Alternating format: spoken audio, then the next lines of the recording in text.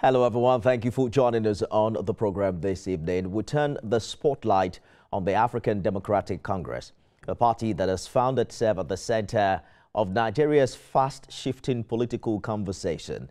In recent days, the ADC has made headlines for two reasons. Its call on President Tinubu to declare a state of emergency in Katsina and Zamfara over escalating insecurity, as well as the internal controversy surrounding its new leadership and spokesperson. Questions are now being raised about the party's structures, its coalition role, as well as even who legitimately speaks for it. This comes on the heels of the just concluded by-elections, which many saw as a litmus test for the opposition's strength ahead of 2027.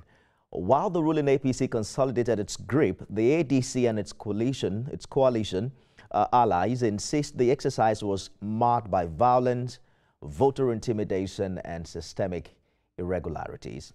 So where does this leave the ADC as an emergent voice of opposition, or as a party still struggling to align its internal machinery with its national ambitions? Joining me tonight to take us beyond the headlines is Bolaji Abdullahi, the party's National Publicity Secretary, who was former Minister of Youth and Sports under President Goodluck Jonathan and one-time National Publicity Secretary of the APC. Mr. Abdullahi, thank you for joining us on Beyond the Headlines. Thank you very much, and I'm delighted to join you. And I'm delighted you don't introduce me now yet as a factional spokesman. Well, I am going to leave you guys to decide whether it's factional or not.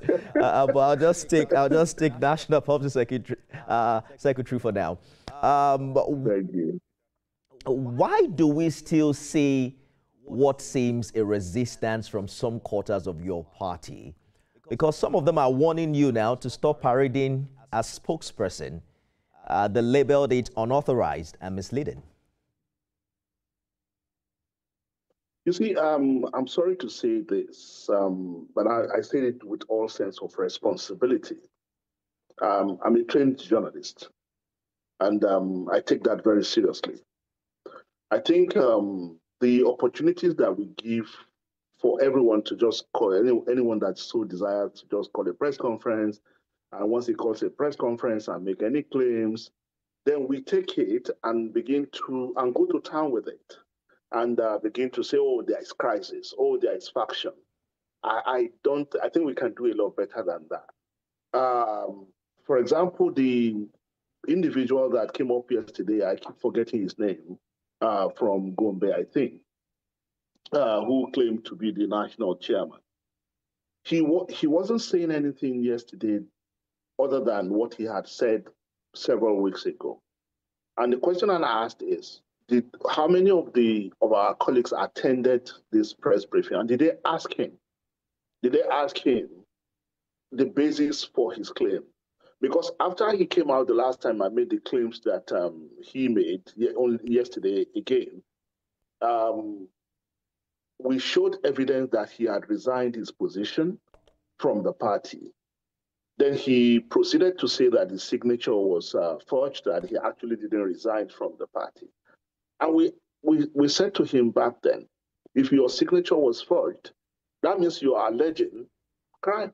So if crime is committed, if crime was committed and some people actually forged your signature, why didn't you report to the police? Why are you holding press conferences? Why don't you report to the police? Because forgery is a very serious crime. Then he afterwards said, okay, he was going to go to court. Now, the question I expected him to be asked is, your assumption of your claim to the position that you are claiming yourself to be, is it as a result of the court process that you claim you wanted to file? Or what happened? What happened yesterday that made this newsworthy, that made it suddenly possible for you to come and make the kind of claim? He said he had taken over the secretariat of the party. I expect that we'll ask him, which secretariat is he talking about? Because we are still in the process of setting up our secretariat. So which secretariat is he talking about? So all these things, I believe that, I know it's good for the headlines, it's good for content, TV, to say there's crisis, and so people are fighting and all that. But there's no such thing. The process that brought us into the ADC as a coalition was very clear, was very transparent. And we ensured that we followed every single process that we needed to follow.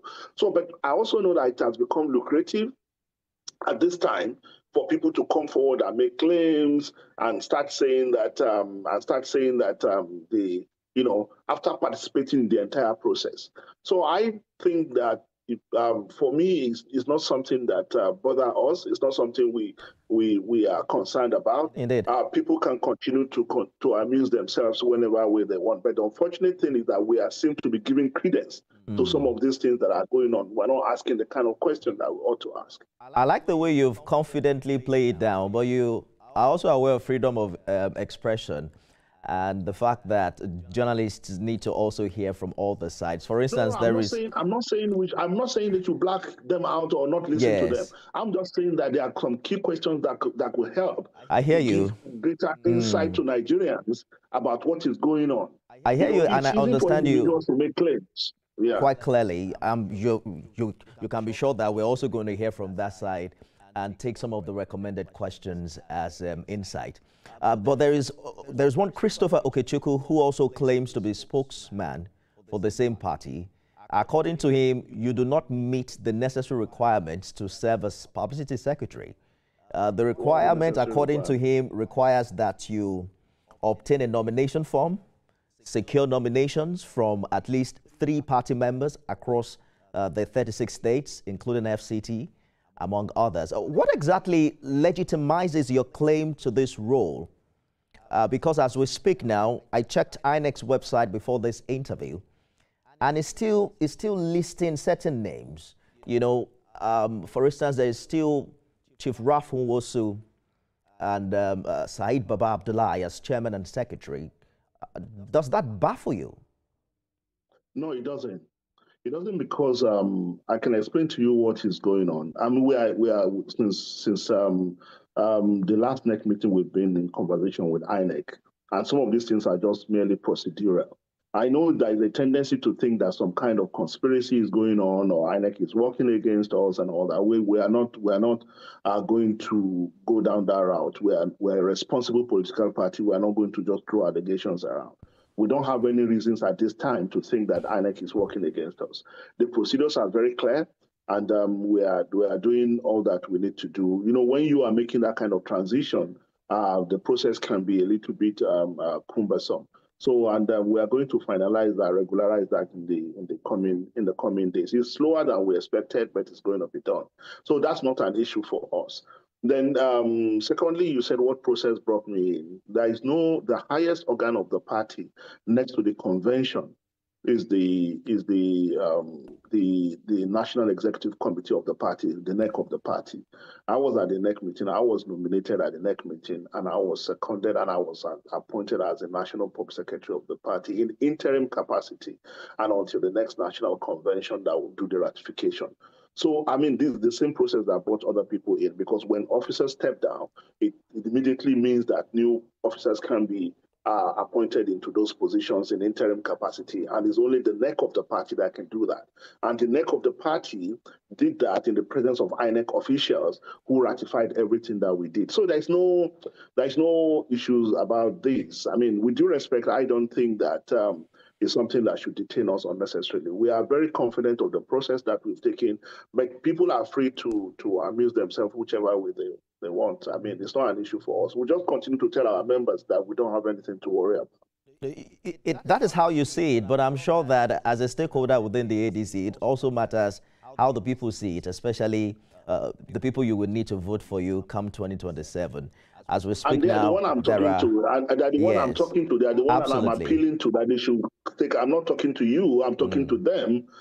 No. You know, there's a way you were saying that it doesn't matter to us. We don't care what they say. As if it really doesn't matter to the people. I'm saying, yes. I will want to urge you to please show some respect, right? Because when you say I'm doing this, I'm doing that, I'm not doing that. All I'm saying is that we don't have anything to worry about.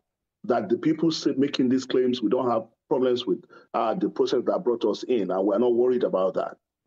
So as far as we are concerned, we're on a good, solid legal footing, And we're just trying to explain to our members that there's nothing to worry about. But trust me, Mr. Abdullahi, there's no iota of disrespect for you and your party here. And I'm sure that, we're having a very friendly conversation. I was merely dramatizing, I hope so. So there's no disrespect at all. But as we speak now, there are questions about spokesperson legitimacy that we've talked about, leadership status, electoral credibility. There are concerns about, isn't this too early for a new coalition? How do you plan to build trust among Nigerians and ensure that ADC is not viewed as unstable or a mere tool of personalities? But that's exactly the agenda. I mean, the people behind all these shenanigans that you see, what you described is actually the agenda, because when we started the coalition, the ruling party was very clear that we're just wasting our time, that it wasn't going to happen. Then when we eventually announced the coalition on July 2nd, they said, oh, it was dead on arrival. Then several weeks later, they saw the way Nigerians have received the ADC, and the ADC had actually become the de facto opposition party in Nigeria. So we don't expect that the hands that disrupted and unsettled all other opposition political parties are just going to allow us to have a free ride. We envisage all of this, and we are ready for them. So because we know the environment we are coming into, we know we are coming to a hostile political environment that will not allow opposition to thrive. But what we are saying is that a multi-party democracy is better for Nigeria than a one-party democracy. A one-party democracy is only one step to dictatorship. And now that's the justification for the coalition. Now the coalition has taken off. Nigerians have embraced it. And all that we are asking for is for the government and the government operatives who are behind all these things to allow the opposition party to thrive, because it's better for Nigerians. I mean, if they are confident that what they have done is enough for Nigerians to vote for them, then when we arrive at 2027, Nigerians should look at us and say, no, we don't want ADC, we want APC, and go ahead and vote for them. But when you leave people with no option, then you are creating a problem. So, and that's the point we are making. So we are not going to allow ourselves to be distracted by all this, because it's just distraction. And you will see that it's distraction. In the coming days, you'll see that it's distraction. It doesn't look like a one-party state, though. We had a by-election recently where APC won 12 out of 16. I mean, ABGA and NNPP still got like 4 seats. Your party, the ADC, got nothing. Now, we're going to take a short break. When we return, we'll talk about that and your chances for in 2027. Stay with us, everyone.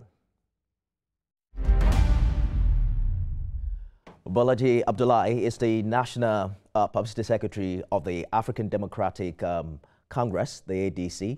Thank you so much for staying the course on the program. How do you assess the coalition's readiness and strategy following the recent by-elections where the ADC failed to win any of the 16 seats?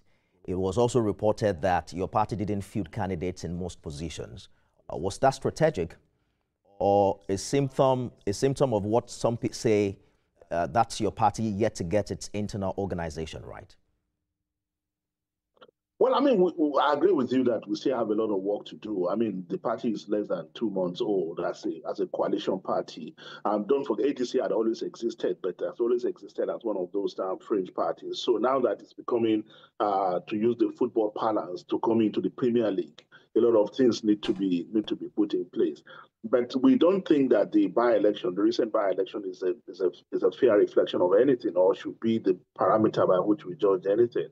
Because many of the candidates we don't even know them. I mean, they had been selected or elected to represent the party before the coalition came in. So for us, it's not a measure of anything, and it's not a reflection of where we are as a political party in terms of acceptability by Nigerians. So we are confident that in subsequent election you see performance that really reflects what we are capable of and the kind of thing you should expect come 2027. But for the by-election, we are not worried at all. I mean, about that, because much of what has happened, or much of what happened in that election, is not based on what the coalition is able to do. Much of it had happened before we went into the ADC. I read one of your statements, and I think you described the by-election as banditry disguised as voting. correct me if I'm wrong, you highlighted issues of violence, vote buying, arrested thugs and what have you. Precisely what reforms are your party recommending ahead of 2027 in this regard? You see, there's so much that's still wrong with our electoral system. And the good thing is that many of the politicians you see in place today have always been there since 1999. So you can be in a position where you benefit from this today, and you may suffer from it tomorrow. So what guarantees fairness to everyone is that we are able to do all that is necessary to give implicit confidence to Nigerians. One is the violence that attends the election on election day is a major issue for many people. It's a major concern, and we saw it play out in some places in the last election, where intimidation and all that. The second one is the incidence of vote buying, which itself is a major issue of malpractices in the electoral law. But people carry out vote buying at will. I mean, we have seen cases where people just come and just buy and pay people to vote for them, and as if this is not embarrassing enough. We see people actually flaunting the fact that this is what they did, and all that. And the third issue is the issue of transmission of the results itself. So if you are asking me what we need to see, and I'm glad that one of the status of President Goodluck Jonathan said it today, that the chairman of the Independent National Electoral Commission must be independently appointed and must face independent scrutiny before he becomes the chairman. A situation where it's the president of Nigeria that appoints the INEC chairman, it gives disproportionate advantage to the ruling party, because I mean, as a human being, you tend to be loyal or sympathetic to whoever appoints you. So that itself fundamentally erodes the independence of the umpire of the election. So I think that in terms of what needs to be done, the National Assembly, as Justice Uwe's panel recommended, the judiciary should supervise the process for the appointment of the INEC chairman, to avoid the kind of undue advantage that we're talking about. So the other operational issues, which may not always be because they want to cheat, but also because merely organizing the election is a logistics nightmare. So there are a lot of things that need to be put in place to simplify the process of election and transmission. And there are all kinds of ideas that could be tested ahead of the election. I am confident that technology has got to a level today that it can be fully deployed for the purpose of election, especially in terms of collation of results. But when you hear glitch, INEC said there was a glitch in their system, then the same glitch now has gone around to other sectors as well. So I think these are the things we need to strengthen the infrastructure ahead of the election. Because the most important thing is to give confidence to people and let them be able to say this is a true reflection of what the people voted for.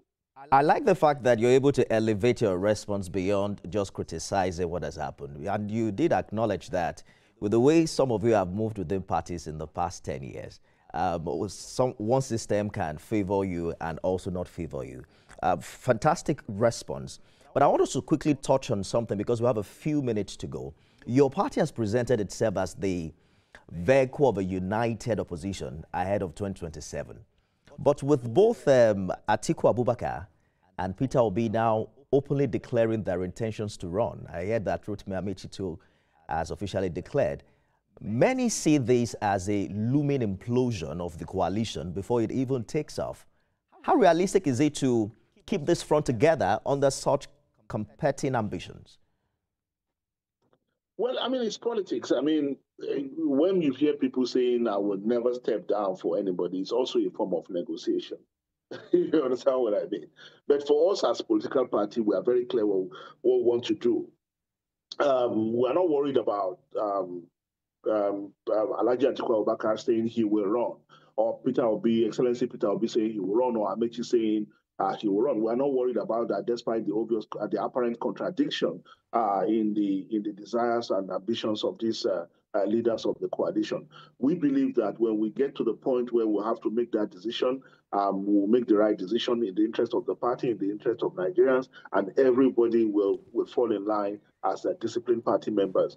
Rotimi Amaechi has said it, that regardless of the outcome, as long as it's fair and transparent, he's going to accept it. Peter Obi has said the same thing. So Atiku Abubakar, Alhaji Abdullahi has said the same thing. So for us, we see what the other parties are doing. It's funny the way the APC said, "Oh, they've adopted President Bola Ahmed Tinubu to be their." But the real question, Mr. Abdullahi, will be that, and I'm sorry for butting in, if neither Atiku nor Obi is willing to step aside, doesn't that reduce the ADC to simply being a platform for negotiation? When you say they are not willing, to step aside, you are also assuming that there have been conversation at the party level that require one person to step aside. There's no such conversation. That's the point I'm making. I mean, and as long as there's no such conversation, individual aspirants can come out to say, I want to run. Until that time, when the party is ready to have that conversation and will begin to decide the direction to go, then you can now begin to say, okay, this person is saying no, this person is saying yes. But for us at this point, it is very clear that what we need to do is to strengthen our party across Nigeria and build the structure that will put us in a competitive form ahead of 2027. When we get to that point where we have a conversation about presidential candidate, we're going to have it. Yes, we have to go now, but many have questioned that if you take Atiku and Obi away from the ADC, that many of you don't really have electoral value. I mean, quite a number of you have not really won elections before, and there are conversations as to how can your party survive outside these two individuals? How do you respond to that form of criticism? Why are you taking them out? They are there. They are in the coalition. So why are you taking them out? Have they told you that they will not be in the coalition? Well, you're asking me a hypothetical question if they are not there, but they are there. So why are you asking me if they are not there? The conversation really would be that if you don't get both of them on the same side, then you will lose one of them, and it's that's what you think. That makes some political sense, doesn't it? That's not the way we see it. So you're saying that the ADC is built around the popularity of just these two individuals, right? Not exactly so. Not exactly so. You see, the coalition is a movement. And I've told you, I've tried to explain earlier, it's a pity we don't have enough time. I've tried to explain to you that it is the failure or the disruption of other opposition political parties that have driven people into the coalition. Right? And the coalition decided to go into it. And there are so many people. Don't forget the Rotimi Amaechi that you don't consider as a potential contender came second in the APC primaries in 2023. So don't dismiss him. So that I think it's just about Atiku. Yeah, but the figures are so different that they're like heaven and earth. I think the winner had over 1,000 and he had 200 votes. But it's an interesting conversation. What I want to assure you is that in the coalition that's in the ADC today, Alhaji Atiku Abubakar is there, Peter Obi is there, Rotimi Amaechi is there, Nasiru El-Rufai is there, and there are so many other people. So the hypothetical question of whether if they were not there, whether we would be in a position to contest election, I think is is not valid. I'm hoping that we'll continue this conversation subsequently as we count down to the big one in 2027. Bolaji Abdullahi, a spokesperson of ADC, or maybe I say one of the spokespersons that we now know. Thank you so much for talking to us on Beyond the Headlines. Thank you very much. That's our show today, everyone. Remember, you can watch it again at midnight and 6 a.m. tomorrow. I am Nifemi Oguntoye.